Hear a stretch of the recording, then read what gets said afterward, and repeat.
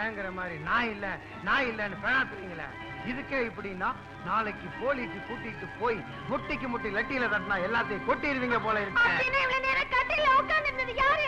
உங்க ஆயி இனிமே கத்தி எடுத்து கொடுத்தேன், அடியே ஐடியா கொடுத்தேன்னு பெணாத்திக்கிட்டு இருந்தீங்க. அவங்க 2 பேரையும் அனுப்பின இடத்துக்கு உங்களை அனுப்பிச்சவே ஜாக்கிரதை.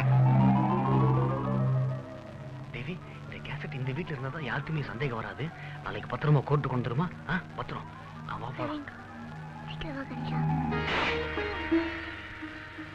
முருகா, அப்பா அம்மா நல்லபடியா விழுதி ஆகணும்னு சாமி கிட்ட வேண்டிக்கிட்டா. அதுக்காக நானும் கணேசனும் தீ மிதிக்க போறோம். அது வரைக்கும் நீ இந்த கேசட்டை பத்திரமா பாத்துக்க முருகா. நான் வரட்டுமா? நான் மட்டும் பெருசா என்னையா பண்ண?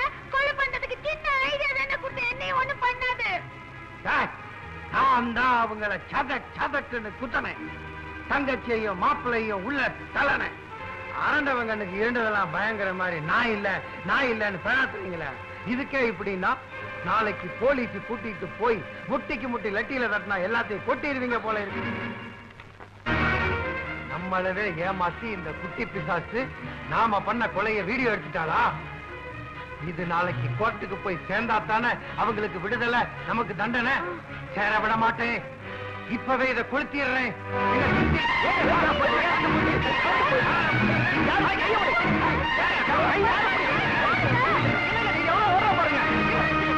எங்க டேப்பு டேப் எங்க இருக்குது பாருங்களேன், நான் வச்சிருக்கேன். அந்த கேசட் யாருக்கிட்ட போயிருக்குங்கிறது எனக்கு தெரியும். நாளைக்கு கோர்ட்டுக்கு போறதுக்கு முன்னாடி எப்படி என் கைக்கு வரவழைப்பேங்கிறது எனக்கு தெரியும்.